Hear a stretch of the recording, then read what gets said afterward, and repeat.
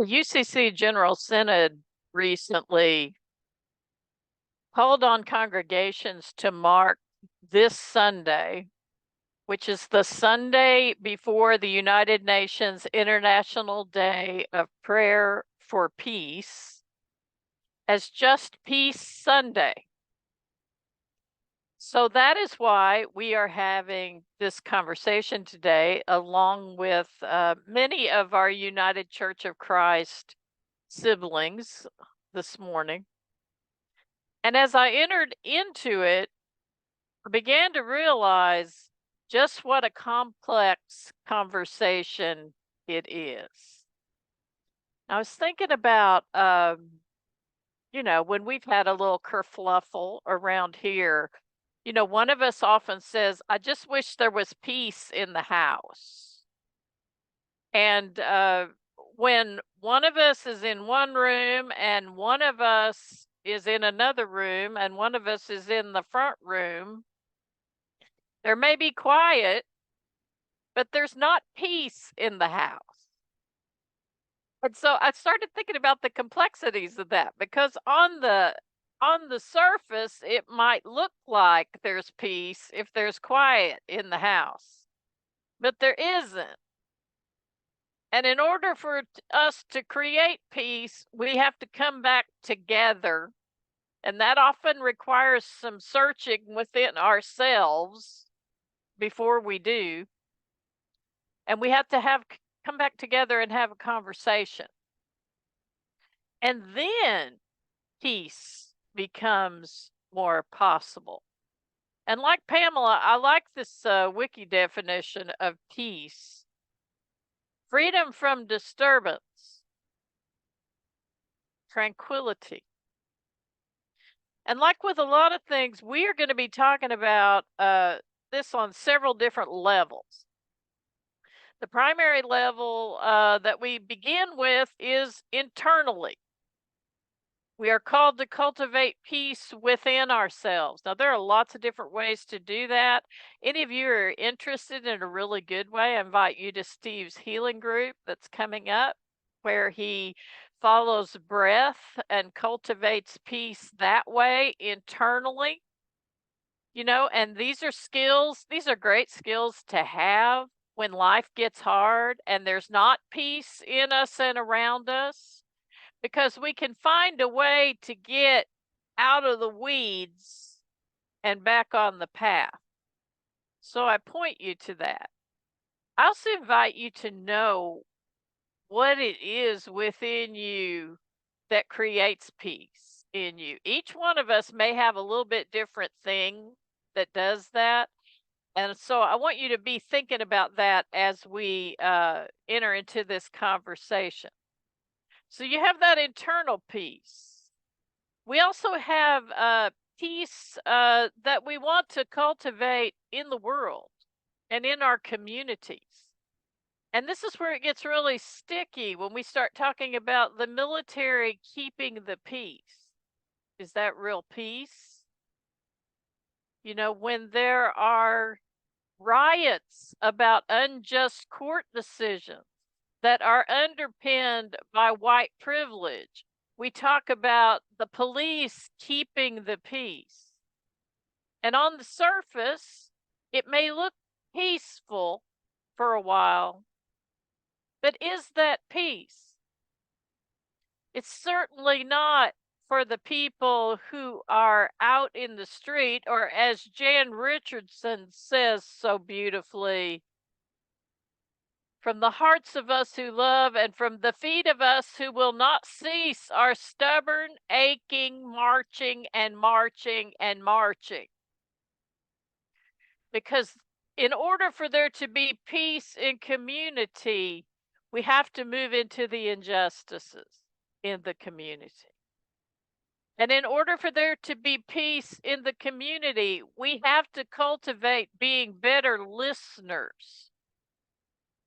We have to learn to listen to the stories of others and to let those touch our hearts. We also have to learn, as we do that internal work in ourselves, to tell our own stories. Sometimes that's a really important thing for us to learn how to do. So, like everything else I ever preach about, do you see how this has an external element and it has an internal element that we have to work on? That's really at the core what Jesus is when Jesus talks about the kingdom of God, or as Matthew puts it, the kingdom of heaven, cultivating that kingdom mentality in ourselves, and then being able to go out and to put ourselves out in the world, out these doors and into the world is how I end the service. Out the Zoom sanctuary doors and into the world. So we have to be able to take what goes on in here, the work that we do, out the doors and into the world. If we just keep it in here, that's not good enough. Jesus is always about the internal work and the external work. Another thing you'll notice as I'm talking about this is peace, like every other thing we talk about pretty much, has an exalted side and a shadow side. And so we have to be on the lookout for that as well, because we want to come at this idea of peace holistically, or embracing the whole. Another way of putting this is what makes me peaceful might not make someone else peaceful. And so we we have to pay attention to that and be willing to listen and to move into those injustices, especially when they involve privilege and the dismantling of that. So I want you to come with me as we look at this psalm, Psalm 34, this morning, and I'm going to start at the end, and then we're going to back up and find the end, which I think says the most important stuff throughout the psalm. There are three ways it occurs to me that the psalmist talks about in the end of this piece, which this is not the whole psalm. This is the first 14 verses we're going to look at. There are three things the psalmist says I think are really important for this conversation. Number one, keep your tongue from evil and your lips from speaking deceit. In Buddhism, that's called right speech, proper speech. Our words matter. Do you hear that? Words matter. The second thing is depart from evil and do good. Now, sometimes that's easier said than done because we have to do a little discernment about which is which. It's not always clear. You know, it would be so good if we could just buy into this dualistic way of thinking and that makes it okay. But when we do that, we tend to lose our listening about what's going on with other people. We tend to lose our alignment and centeredness. So I want you to be thinking about all the ways that evil and good have all of these places to stand in between. The word I want to bring in, and you've never heard me say this before, is discernment. We have to be discerning about these things. What feels evil to me might not feel evil to you, and what feels evil to you might not feel evil to me, and vice versa with the good. We have to put on our listening ears, be open to moving into injustices in the world. Which brings up number 3, and that's to seek peace and pursue it. Do you hear that? It doesn't say, I'm going to sit in my chair in my house and pray that God will give me peace. It doesn't say that. It says, I will seek peace and pursue it. I'm going to be on the lookout for it. I'm going to cultivate it inside me and do what I can to cultivate it in my community. So we have 3 ways the psalmist tells us really that we can cultivate peace. proper speech, paying attention to evil and good, which is also about paying attention to the injustices in the world. It's also about paying attention to our own behavior and how we put, you hear the levels, about how we put ourselves out into the world, about what we stand for in the world. You know, that the UCC is making a powerful statement this morning by saying we need to mark this day in a conversation about peace and about what it really is. The UCC, we by being part of that are putting ourselves out there in that conversation. What does that mean? How can we best move into it? And see, the other thing that happens, and I hear this from a lot of you, it's real easy when we start thinking deeply about these things, instead of sitting up here holding a peace sign, which, you know, Kirk may be here, he can tell us how the peace sign came to be. I'm sure there's some hippie artistic reason that it came to be, but you know, that so there's actually a sign for the peace also. But that idea that we can sit up here and say, "Hey, peace, man," and you know, and say, "Oh, I'm so peaceful and I cultivate peace." But when you start to sink into it, it starts to get really complicated, and then it's easy to get overwhelmed and to not know what to do. I hear many of you lament about feeling overwhelmed, about wanting to make a difference in the world, and you don't know where to start. The psalmist gives us some good ideas here with these three things. Start with your own speech. Start with what you're posting on the internet, on social media, what you are not just posting, but what you are taking in. You know, you got to be careful. I invite every one of you into you know, monitoring that. Now, some of you don't have to worry about because you don't really like the internet, so that's not going to be be much of an issue for you. For others of us, it's going to be an issue.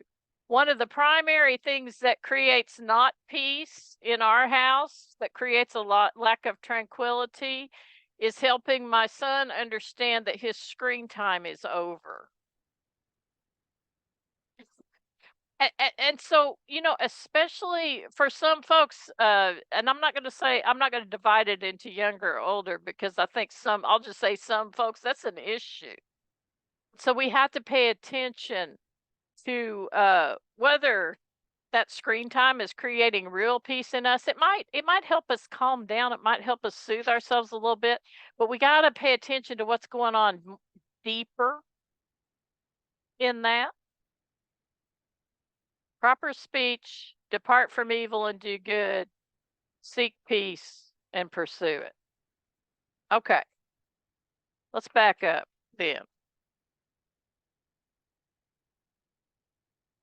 The psalmist begins, I will bless the Lord at all times. And I changed the pronouns around in this so they weren't all he.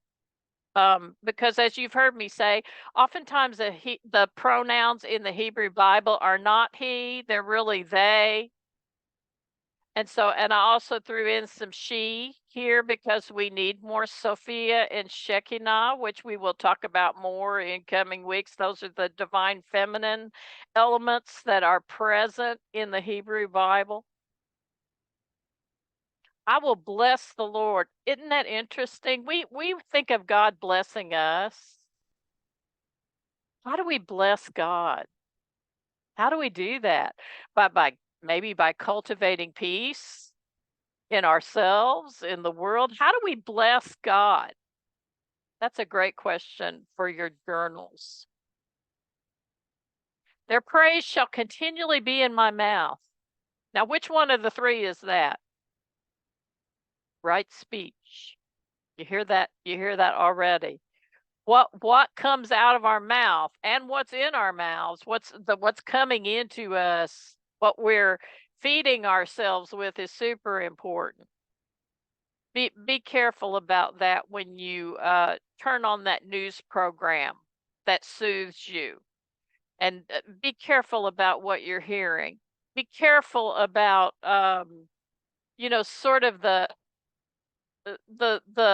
negative magical stuff that goes on with marketing people trying to convince us that we're not good enough, trying to convince us that we need more of this, or that we don't smell right, so we need this, or we don't look right, so we be careful with that. Don't fill your head with that. And as I talk about your mouth, I'm thinking of filling our heads and our hearts with that stuff too. So, proper speech. My soul makes its boast to the Lord. Let the humble hear and be glad. Cultivating humility is such a good thing and deserves its own conversation and sermon or two. Humility. Thinking we are righteous, thinking we have arrived. We've talked about that so many times with the Pharisees. That's often the issue with them. They think they've already arrived, so they can't do new things. As the neuroscientists would tell us, they can't create neuroplasticity in their brains to wear new tracks when they've already think they're righteous or they've arrived. So we always want to be doing that. And by cultivating humility, and another way to do that is by cultivating curiosity. Cultivating curiosity instead of entrenching into this is right, this is what I believe, and this blankety blank is wrong. Instead of entrenching there, or even just going away and saying, oh, they're so, whatever. Be curious. Also know when you need to set boundaries. Sometimes you do, but be curious. Oh gosh, that's interesting. I've never thought about it that way. Or just remove yourself from it and don't feed it. Don't take it in. Don't feed yourself that. Don't take it in.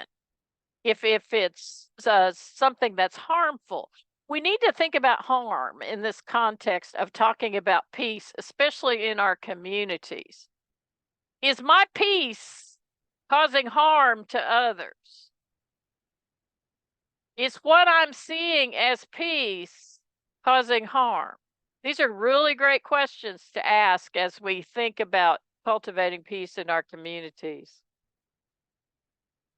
Oh, magnify the Lord with me and let us exalt their name together. We're going to talk about some of these words that show up all the time in the Hebrew Bible.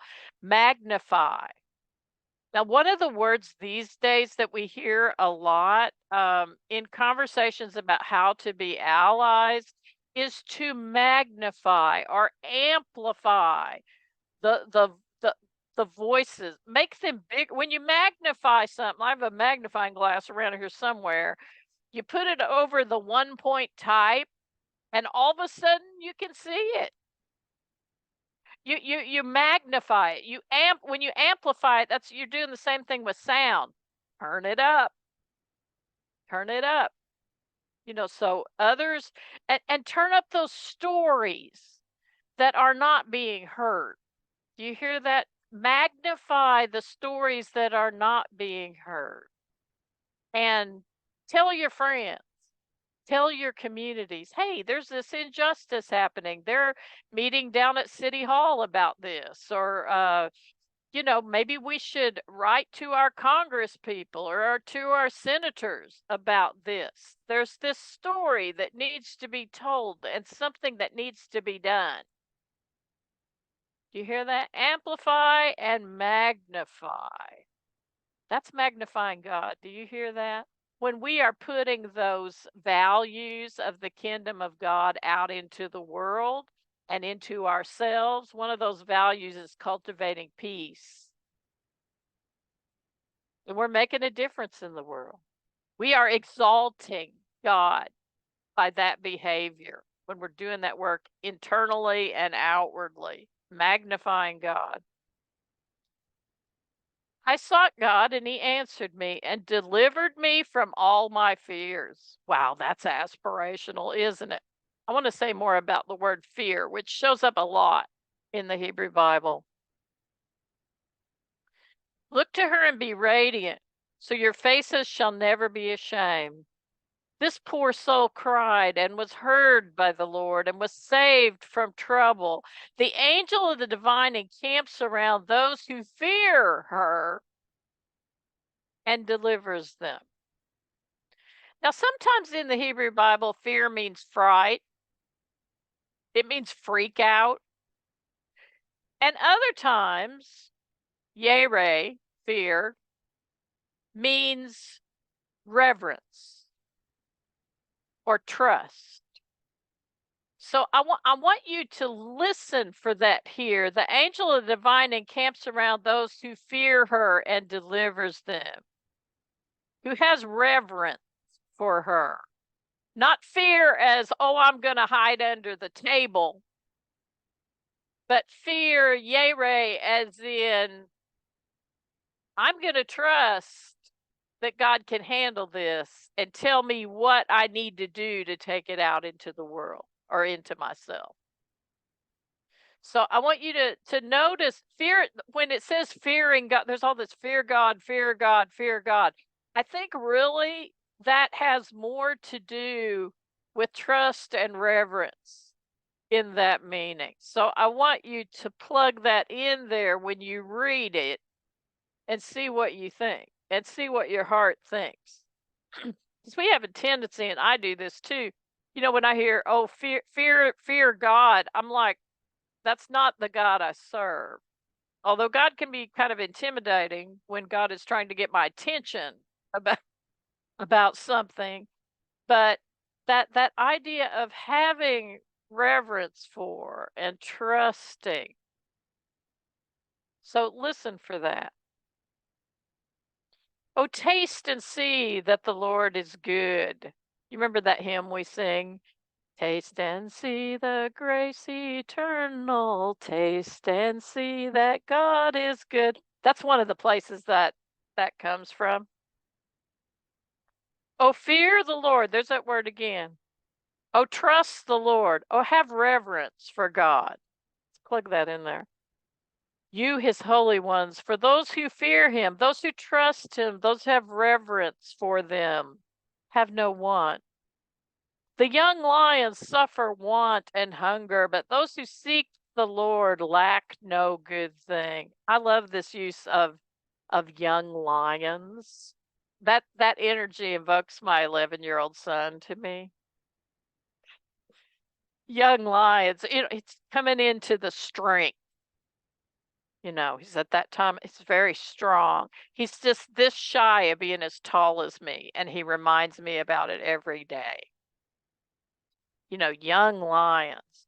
I'm strong, I'm powerful. And then he sees a spider outside and he wants me to come and help him with it. Do you see do you see that? So there's this energy, the young lions. We all have the young lion energy in us. I want you to pay attention to that. We talk about the inner child. We also have inner teenagers, inner 11-year-olds, inner young adults, inner crones, inner, we have all of it. All those things are parts of us. The Pharisees are parts of us. When we talk about the Pharisees, we want to go, oh, they're being bad. Let's push them over there. That's not part of me. But really, it's all part of us. All of it. So notice the young lion energy in you. Maybe it's impulsive, a little bit impulsive. Maybe it thinks it knows more than it does. Maybe you can go down the line. So watch the young lion energy in you. Come, oh children, do you hear this? Young lions, children, those inner parts of ourselves. The inner child has gotten so much, there's been so much conversation and so many books written about cultivating and healing the energy of the inner child. I want you to think about why that might be important. Why is it that Jesus welcomes the little children all the time? What is he doing there metaphorically? What are we talking about? Young lions. What are we talking about? Come, oh children. There's an invitation to cultivate that energy, that there's an innocence there. A lot of us don't we take life so seriously. I'm adulting. We talk about adulting around here. Okay, it's time to adult. We got to do the bills.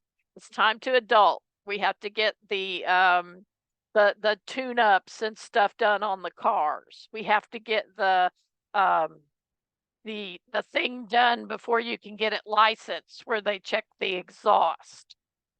That coming in. That's adulting. And that's all good. And that's an important part of us. And yet, I think so many of us long in that to cultivate the childlike ways. And by childlike, I don't mean like the whiny bratty. I'm not talking about that. Don't put kids in that box. I'm talking about the curiosity. I'm talking about how the creativity, the playing with Legos for hours, that kind of curiosity, and that's all really healthy. And I think so many of us are being cut off from that and are really longing for it. If we're going to create peace in ourselves, that is a really important thing to look at. So I invite you into, and there are many good books about therapy. Therapy does a really bad job with some things, especially when it comes to spirituality. But therapy has also done a really good job with this idea of the inner child and these inner parts of us. Because if we don't create peace there, we're not going to have peace in the bigger picture. So that's a piece of cultivating peace internally. Come, O children, listen to me. I will teach you the fear of the Lord. Which of you desires life and covets many days to enjoy good? And here are the three ways to cultivate peace. Keep your tongue from evil and your lips from speaking deceit. Depart from evil and do good. Seek peace and pursue it. I invite you, as we move into our conversation time, to think about that and to think about the ways that you too can cultivate peace. So you're being called to look inward, to cultivate peace internally, to do some inner child work, to look at that young lion part of you. Maybe that part of you need to look at is older. I mean, I get into like cranky crone sometimes. I have to watch myself with that. The crone part of us is very powerful and very knowledgeable, and she can also be cranky. So I invite you into looking at these internal parts of you as a way of cultivating peace. So how do you do that? What parts of you are in need of attention as you cultivate peace in yourself? Maybe your relationship with God. Maybe there's too much of the fear, fright, and not enough of the fear, reverence, and connection in you. So maybe you need to look at that. Maybe you need to get out in the street and march, and pay attention to the injustices in the world. Seek peace and pursue it. That's another option. And as always, depart from evil and do good. How can you do that? How do you know which is which sometimes? Our world is very complex and confusing. How do you do these things? How do you cultivate these things? What are you being called to? That's our question for reflection today. I want to end our conversation by reading a little piece of this beautiful blessing by Jan Richardson. She says, which is to say, there is none that can stop it, none that can halt its course, none that will still its cadence, none that will delay its rising, and none that can keep it from springing forth from the mouths of us who hope, from the hands of us who act, from the hearts of us who love, from the feet of us who will not cease our stubborn, aching, marching and marching, until this blessing has spoken its final word, until this blessing has breathed its benediction. in every place and in every tongue. Peace. Peace. Peace. Amen.